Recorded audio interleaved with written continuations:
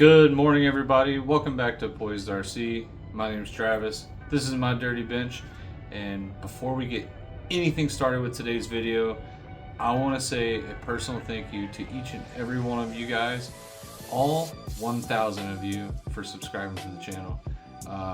We just hit 1,000 subscribers, and I could not be more thankful and incredibly excited that you guys want to watch what I'm doing, and that's kind of cool. I'm going to keep putting out videos, and hopefully you guys continue to enjoy them. On today's agenda, we are going to be putting together a competition spec VFD twin with dual dig for buggies or any other thing you want to put that kind of transmission into. It's going to allow us to put a scale motor in the front, like a forward scale encased engine onto it, and this is going to be pretty neat. But what's going to make this VFD twin different from any other VFD twin, like I said, these are how I prefer to build them. You don't have to. I'll explain my reasons why. But is the prep. We're going to prep a few of the parts, make things mesh better, and hopefully make things last longer, perform better, you know. So let's get into it. For today's build, we are going to need our VFD parts, all the stock ones, stock motor plate, all the gears, shafts, hardware, skid plate, casing. We will need our 6% Colorado Adventure Club dual dig, 6% lockout. And then something we're going to be offering is our motor flip kit, extra pieces of hardware, 2 4mm spacers. They can be any color you want, 2mm drill bit. And the first thing that we are going to do is we're going to use this jig to re-drill a new hole up here, and then everything lines up nicely. We are going to drill this hole all the way through, and then we are going to cut our shaft off level with this. I'm just doing this first hand to get it out of the way, and let's get to doing that now. We have our jig and our top shaft fixtured up in a vise on our drill press. Some cutted fluid goes a long way, so we'll just throw a couple drops in there and we'll get this thing drilled out.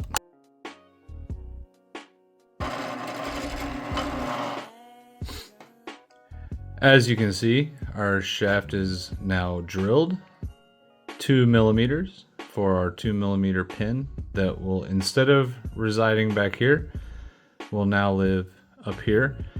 So now we'll take the shaft, put it back in the jig, and get it cut to the correct length, which is flush with the back side of this face. For this operation, I'm using a standard hacksaw and a file to clean it up when I'm done.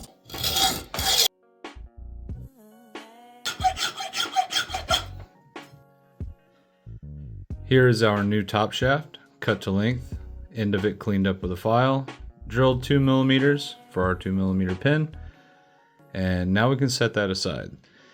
The next thing we're going to move on to is our dig, our front burn unit. This is our 6% lockout. Now, if we look, I have already done it, but these are now angled on each side ever so slightly on all three of them. I just gave the top edges a little chamfer, which will make it easier for it to engage. This isn't a problem because of Cody's lockout, it's just due to the nature of the design. Sometimes, especially with very strong servos, when your dog comes over, instead of falling into the grooves and locking in place, they will sit against the teeth, and your servo will sit there and fight. And strong servos will basically make your rear tires lock up, and they will think they are locked, but they are not. And your servo is sitting there fighting, it's getting hot, and you'll burn up servos. What I have found is just putting a little chamfer on this and on the dog the dig engagement. We're going to do it to everything. It just allows it to slip in, to fully click in and fully engage a little bit easier. So I went ahead and did it on this. Now we're going to do it to the dig parts. All right, so we have everything sorted, and these are the 3 things that we're going to be putting chamfers on today. One side of one dog unit and one side of the other. You don't have to do both sides. The drive side, it's fine. Those go into place, no problem. It's when you're shifting into dig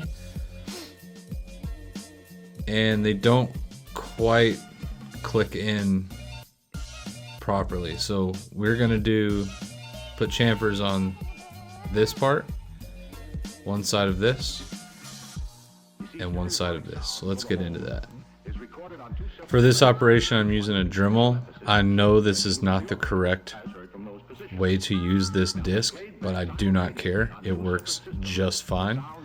So I will be using it in this fashion, whether you like it or not. So here we go.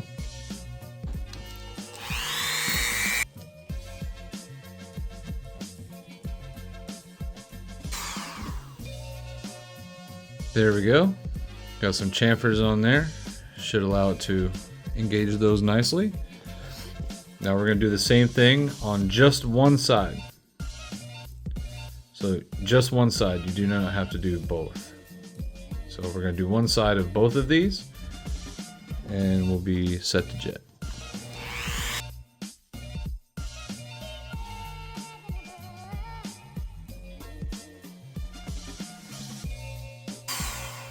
Alright, there's one of them. Chamfers all the way around.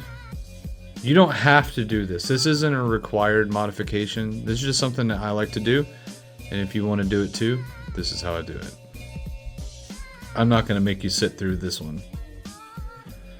Alright, so as you can see, all of our dig components have little chamfers on them. And these are going to shift buttery smooth. I'm not worried about them slipping at all. Because once they are in, they're in. They're not going to roll like and click out. Once the servo has it locked in, it's gonna be just fine. But it's gonna help it slip into gear so much easier doing this. Okay, so our next step is gonna be to grab our VFD twin transmission case, and we are going to go ahead and plop in our 6% overdrive dig lockout. This is our front dig, and our rear dig will be over here. That is this piece right here. We will slip that in, and we will grab our 2 M3x12 countersunk screws and get those installed.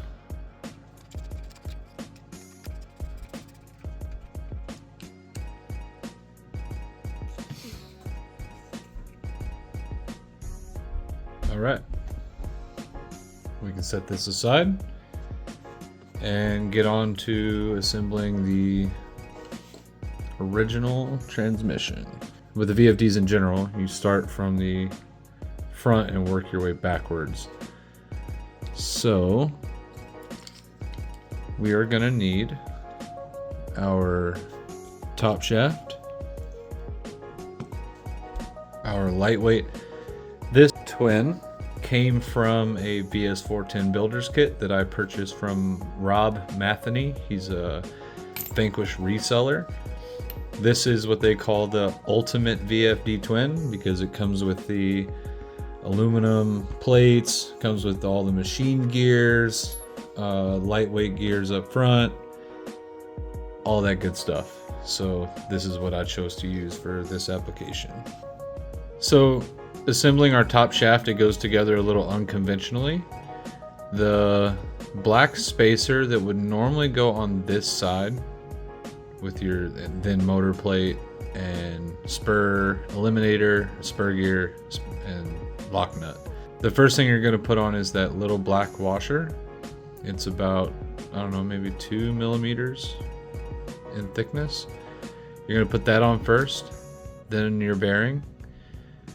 Then you will put in a pin in the hole that we drilled. You'll lock that in place, and then the last bearing will go on. At that point, we're going to put this through the front here. At this time, we will be attaching our motor plate. They will kind of press fit in there and hopefully stay for you. Kind of like that. I'm going to go ahead and pre-place my 2 screws in these screw holes.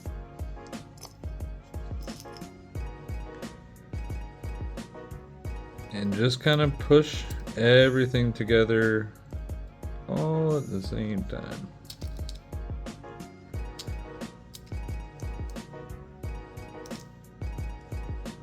All right. There we go. As we can see, our screws protrude through. Get a screwdriver on those units.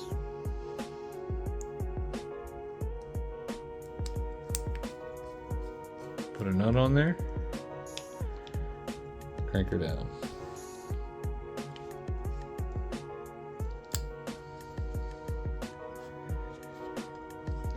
Same thing with the other side.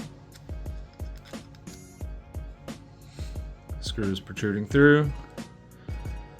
Place our nut on there.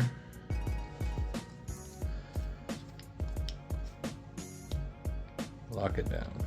All right, now we have the start of our VFD twin. We can go ahead and place our pin in the shaft. Spur eliminator. There you go.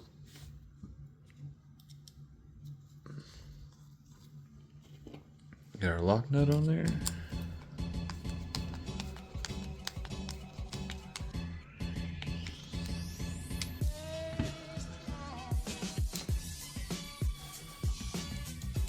Okie doke.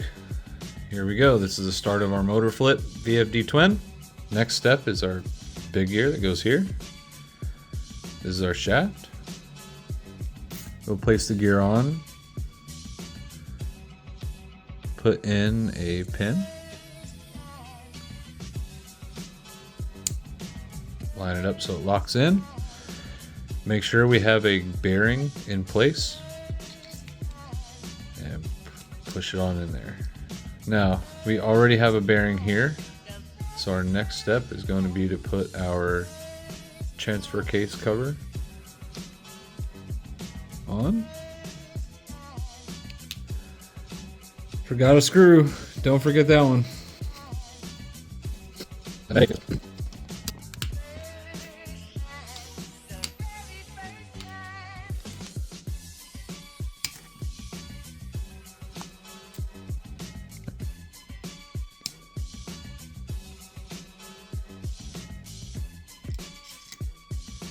There we go. All right. Go to our plastics tree. Get this little part. Next, we're going to put this E-clip or C-clip or whatever you want to call it.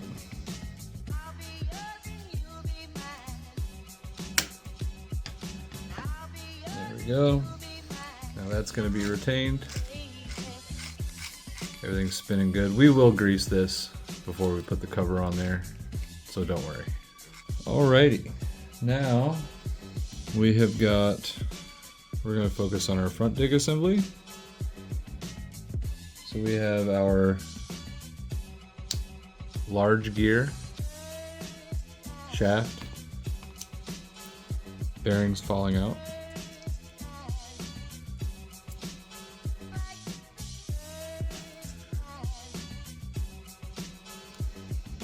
We can put that guy in. Almost forgot our little washer there. Little shim deal. Got that. So we want our chamfered side to face away from the drive gear. So we want that facing us. There we go. Now, put this guy in here. And next up is our rear or our front dig burn. So let's get this put together real quickly.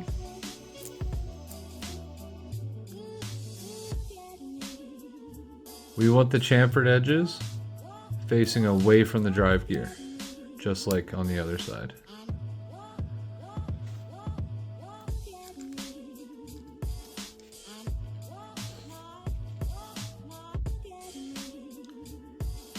There we go.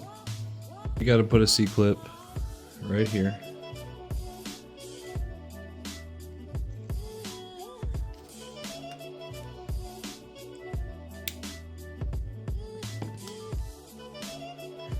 All right, let's go ahead and put our transfer case half and mate it with the rest of our transmission. Just kind of gotta finagle everything together. Oh, there we go. That's the sound we like to hear. All right.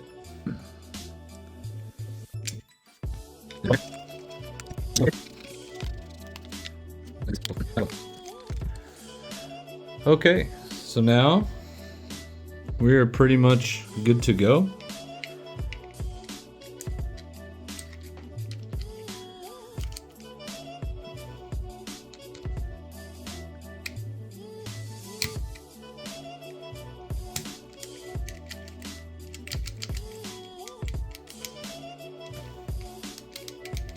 Sick.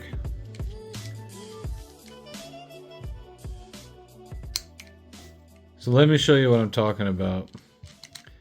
Even though we're driving, if we shift to dig, you see how it's not quite going over all the way? That's because our front has to rotate in order to lock in, because the dogs aren't aligned.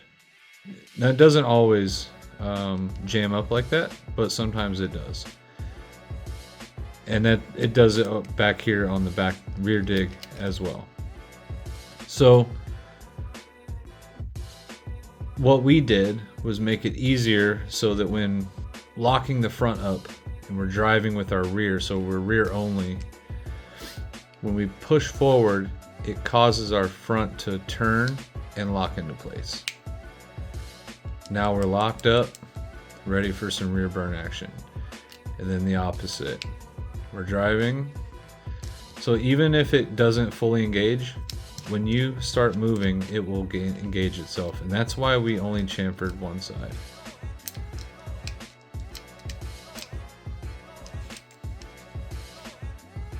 And the same thing goes for the rear.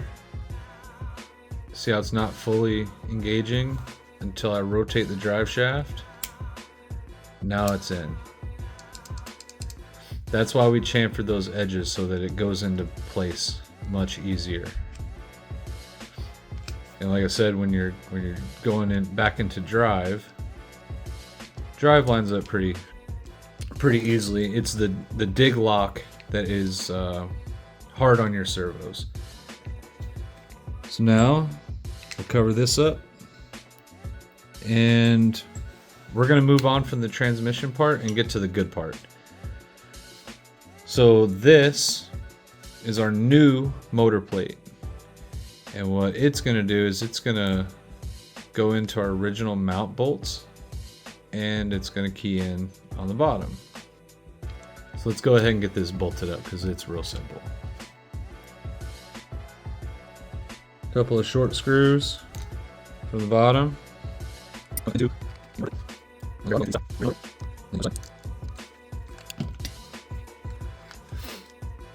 Alright, so now as you can see, our bolts are now going to go in from the front this way. because our motor, instead of before where the back of it would have been against right here and this spur gear would have been all the way up front, now it's in the back. We can put our motor like this. What this does, it allows us to utilize our stock gearing. You can use from like a 9-tooth to like an 11-tooth. After 11, maybe 12, it starts pushing the motor down too far, and you get a skid interference and stuff like that. This Fusion Pro is a little long, so you will have to do some trimming on the skid.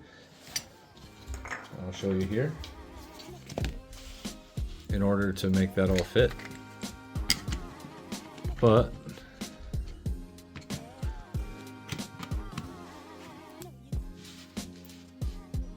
so what's good about this is you can slide a scale motor over this. Get some points. If you're a buggy guy, you can get some scale points for it. You've seen this exact setup on my Optic and on my 1.9 Unlimited buggy. I also have this same setup. I am using the Holmes 2-in-1 on my Unlimited buggy and the Fusion Elite on my Optic because it's more compact and you don't get as much skid interference. I like to trim this out of it, like these bosses right here, and then I also trim into upward slope here. I trim into that so that the motor sits down into it. Then you can still put a scale motor all the way over top of it. You might have to trim underneath of it, but it'll fit and it looks fantastic. And let me show you. As you can see here on my scale motor, I clearanced for the skid. I cut it away, and then I have a front scale motor with a VFD twin, so I have dual dig without needing a dual motor, which I can't really have in the 1.9 class, so that's why I went with the twin transmission in my Unlimited buggy. And I still get the scale points.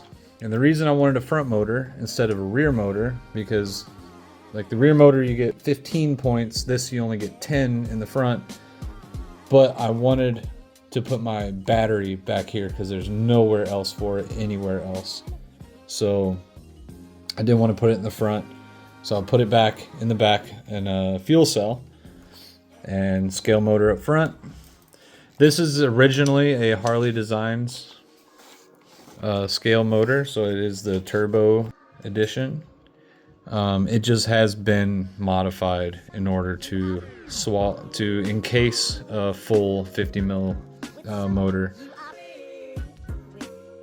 and it works really good. It works really good. So there you have it. This is a Competition Spec VFD twin with dual dig, so front burn, rear burn, front motor conversion, so motor flip, and we've made it as efficient as we can make it. I'm going to use the Colorado Adventure Club servo mounts like I do on all the other builds, and this is going to be a nice unit in this winter's project. I will be taking this completely back apart, so there's a bearing that I blew out earlier, so it's not installed, so I have to take this all completely apart, get it all greased up, grease everything. But I just wanted to go through the assembly and show you guys this here. I am gonna have a few of these and I'll probably sell them. This is a pretty trick little kit. It makes it very, like, it's a VFD twin, but look how compact it is. The whole transmission. Very compact. Very good. Well, all right. I hope you guys liked my VFD twin build, Competition Spec for buggies and other crawlers alike. If you like this video, please give it a thumbs up. Please consider subscribing, and we'll see you guys later. Stay poised.